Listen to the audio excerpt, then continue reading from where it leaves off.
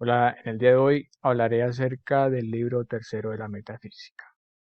El presente escrito se basará fundamentalmente en la revisión del libro tercero de la metafísica de Aristóteles, en tanto que dicho libro está dividido en 6 capítulos esenciales, los cuales posibilitan un acercamiento directo con el tema de las aporías instauradas por Aristóteles. Este orden de ideas, la finalidad de esta presentación es dar a conocer las ideas principales que están presentes en cada uno de estos capítulos en cuestión.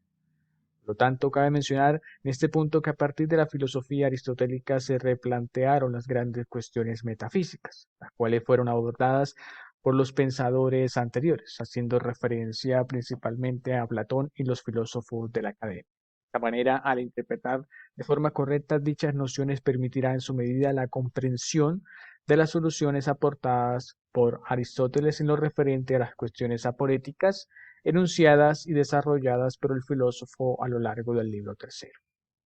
Tras una breve introducción acerca de la temática a tratar, daré paso a hablar acerca de cada uno de los capítulos. En el capítulo primero se habla de la formulación de las aporías.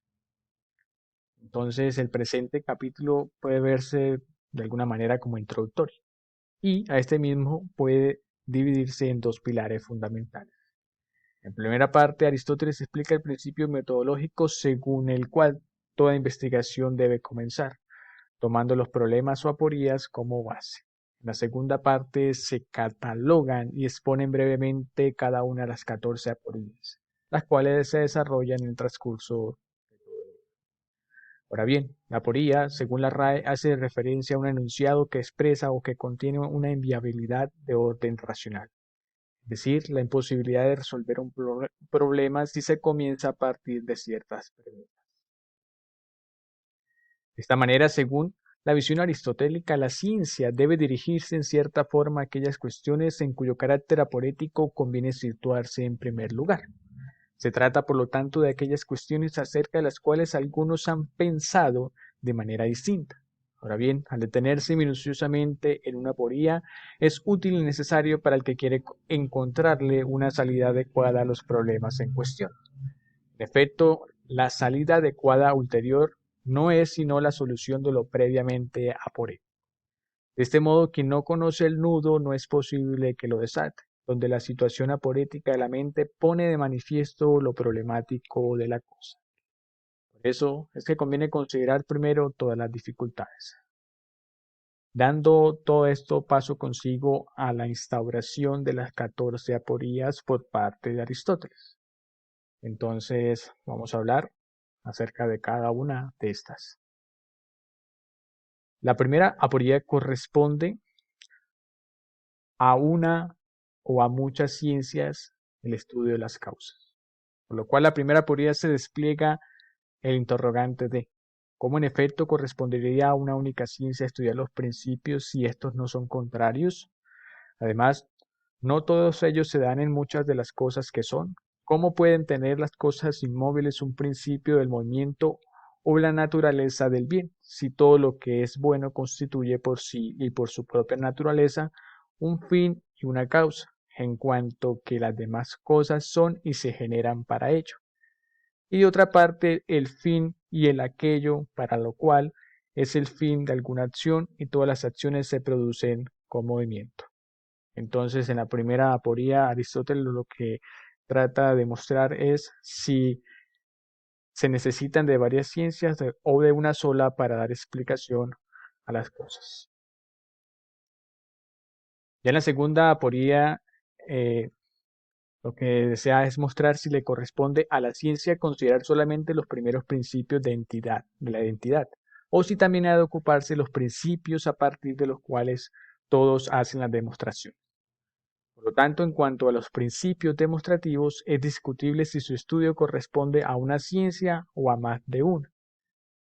Y llamó principios demostrativos a las opiniones comunes a partir de las cuales todos demuestran, ¿no? Por ejemplo, que toda cosa necesariamente ha de afirmarse o negarse, ya que es imposible ser y no ser a la vez. De aquí en la segunda aporía aparece lo que es el primer principio constitutivo, ¿no? Los principios demostrativos. Ya en la tercera aporía se habla de que en el caso de que se ocupe de la entidad, hace referencia a si es una sola ciencia o más de una la que se ocupa de todas las entidades.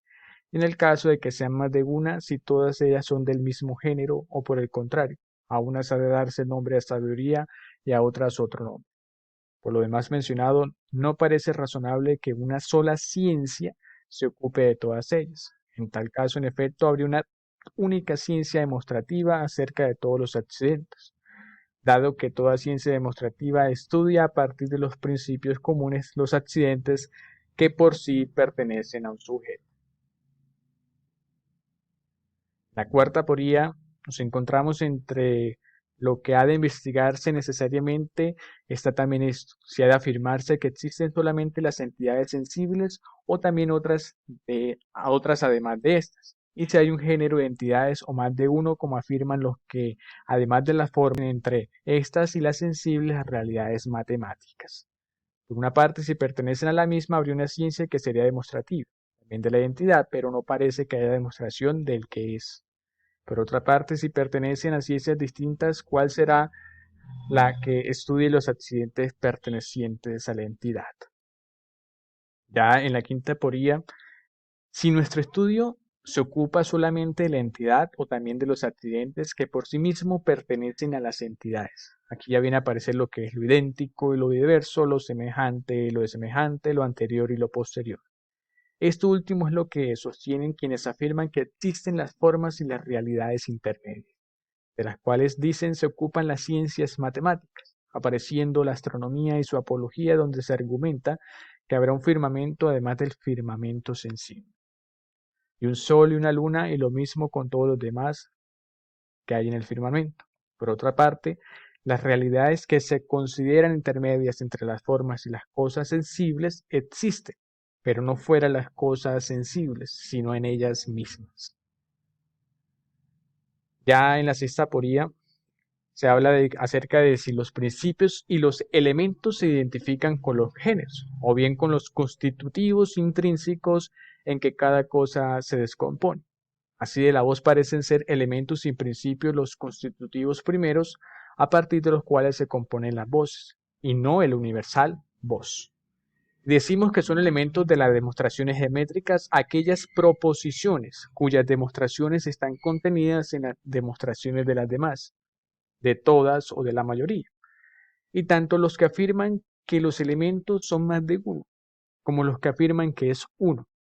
Dicen que son principios de los cuerpos aquellos a partir de los cuales estos se componen y constituyen. Pero por otra parte, si conocemos cada cosa por medio de las definiciones y los géneros son principios de las definiciones, necesariamente también los géneros serán principios de las cosas definidas.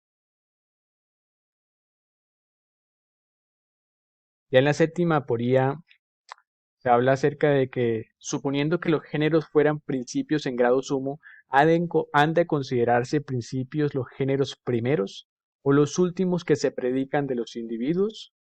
También esto tiene su dificultad. En efecto, si siempre los universales son principios en mayor grado, es evidente que lo serán los géneros más elevados, ya que estos se predican de todos.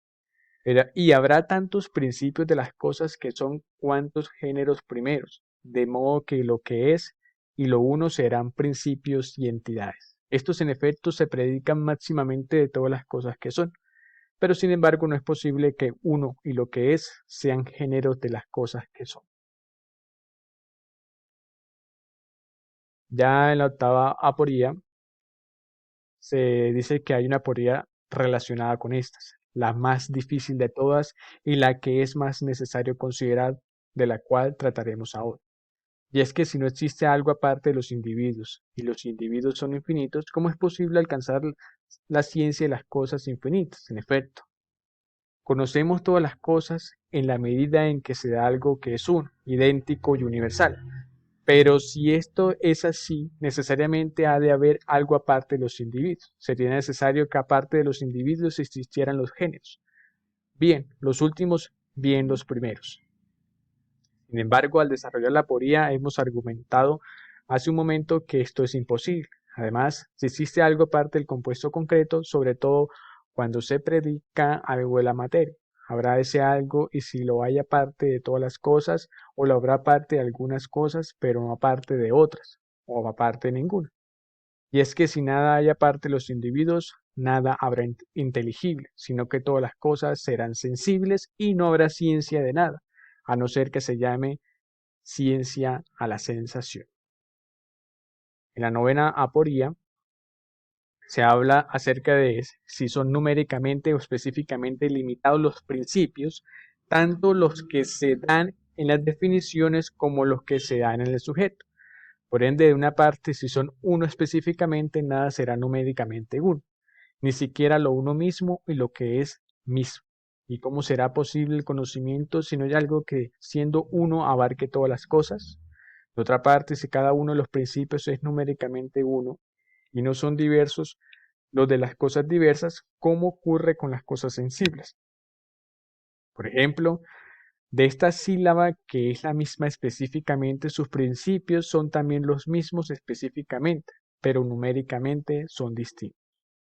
Pues no es así, sino que los principios de las cosas que son constituyen algo numéricamente uno, no existiría ninguna otra cosa aparte de los elementos.